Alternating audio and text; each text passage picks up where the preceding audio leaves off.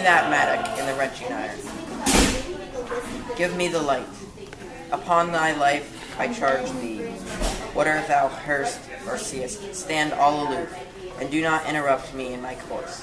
Why I descend into this bed of death is partly to behold my lady's face. I will be gone, sir, and not trouble you. So shalt thou show me friendship. Take thou that. Live and be prosperous, and farewell, good fellow. For all the same, I'll hide me hereabout. Looks I fear, and his intents I doubt.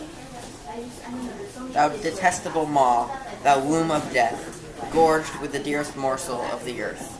Thus I enforce thy rotten jaws to open, and in despite I'll cram thee with more food. Stop thy unhallowed toil, vile Montague. Can vengeance be pursued further than death? Commanded go, and I do apprehend thee. Obey and go with me, for thou must die. Must indeed. That's why I came here.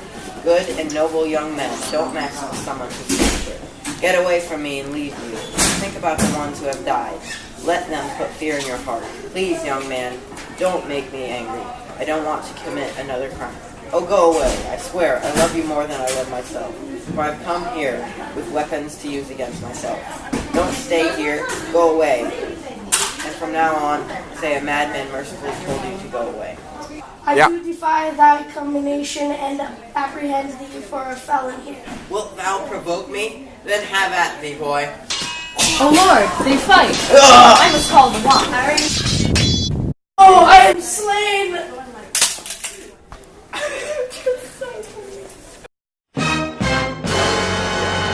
How often are men happy right before they die? They call it the lightness before death. Oh, how can I call this lightness? Oh, my love, my wife, death has sucked the honey from your breath, but it has not yet ruined your beauty. You haven't been conquered. There is still red in your lips and in your cheeks. Death has not yet turned them pale. Tybalt, you are lying here in your bloody death sound?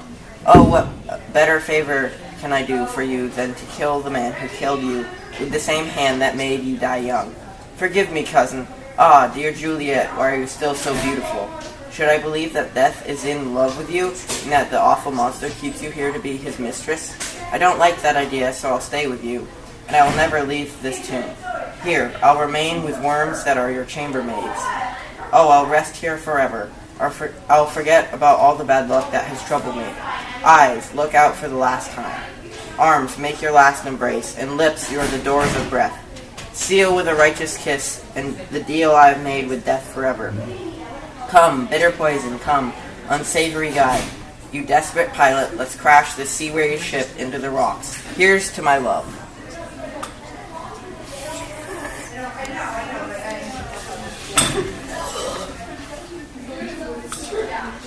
St. Francis be my speed. How oft tonight have my old feet stumbled at graves. Who's there?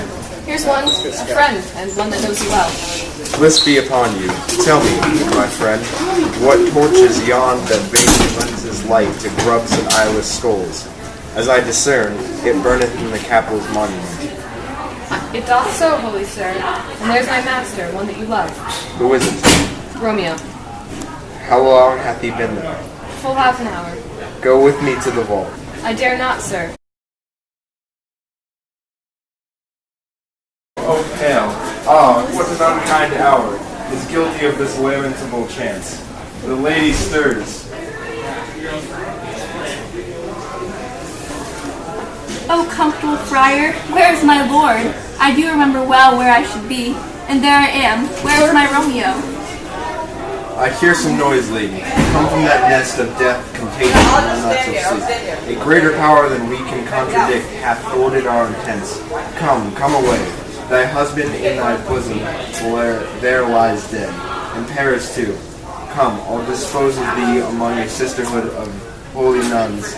Stay not to question, for the watch is coming. Come, go, good Juliet, I dare no longer stay. Go hence, for I will not away. Here, a cup, close to my love's hand, poison I see, hath been his timeless end. Oh, churl, drunk all, and left no friendly drop to help me after. Lead boy, which way?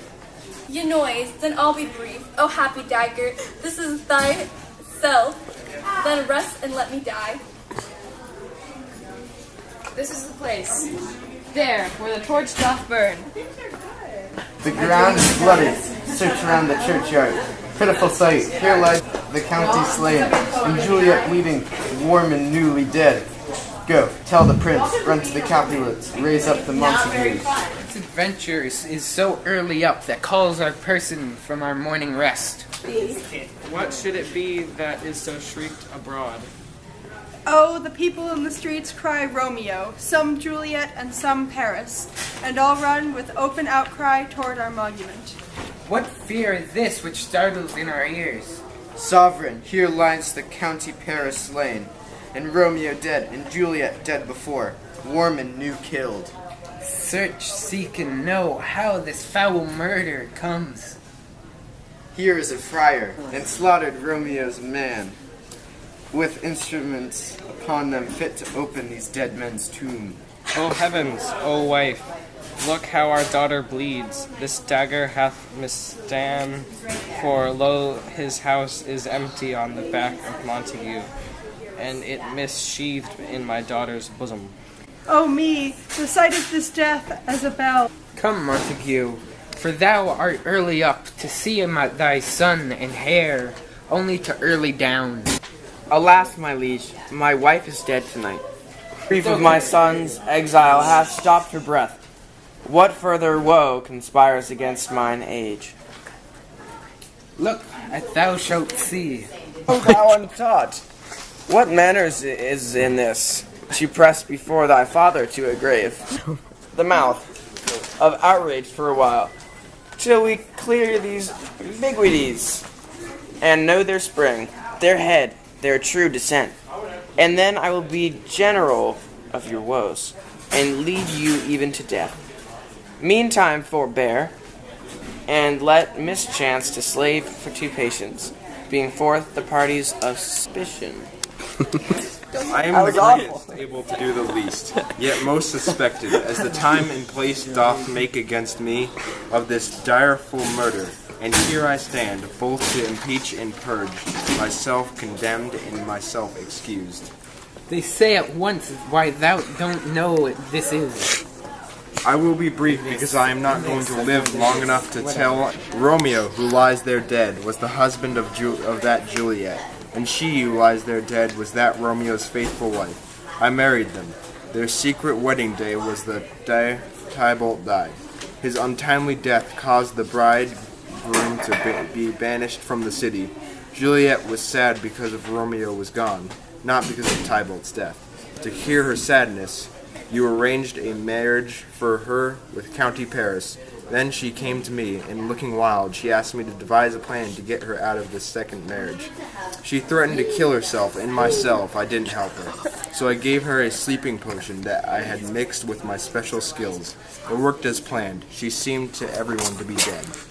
In the meantime, I wrote to Romeo and told him to come here on this awful night to help remove her from her temporary grave when the sleeping potion wore off. But the man who carried my letter, Friar John, was held up by an accident. Last night he gave me the letter back, so I came here alone at the hour when she was supposed to wake up. I came to take her out of her family's tomb, hoping to hide her in my cell until I could make contact with Romeo. But by the time I got here, just a few minutes before, Juliet woke up. Paris and Romeo were already dead. She woke up, and I asked her to come out of the tomb with me and endure this tragedy with patience. But then a noise sent me running, scared from the tomb. She was too desperate to come with me, and it seemed that she killed herself. I know all of this, and her nurse knows about the marriage too. If any part of this tragedy is my fault, let my old life be sacrificed, and let me suffer the most severe punishment. We still have known 3 for holy man. Where's Romeo's man? What can he be saying of this? I brought my master news of Juliet's death, and then in post he came to Mantua, to the same place, the same monument. He came with flowers to strew upon Juliet's grave, and bid me to stand aloof, and so I did. And by, Paris drew on Romeo, and then I ran away to call the watch. O brother Montague, give me thy hand. This is my daughter's jointure, for no more can I demand. But I can give thee more, for I will raise her statue in pure gold. There shall no figure at such rate be set as that of true and faithful Juliet. Rich shall Romeo's by his ladies lie, poor sacrifices of our enmity. A gloomy pace this morning which brings the sun, for sorrow will not show his head. Go hence to have more talk of these sad things. Some shall be pardoned and some shall be punished, for never was a story of more woe than this of Juliet and Romeo.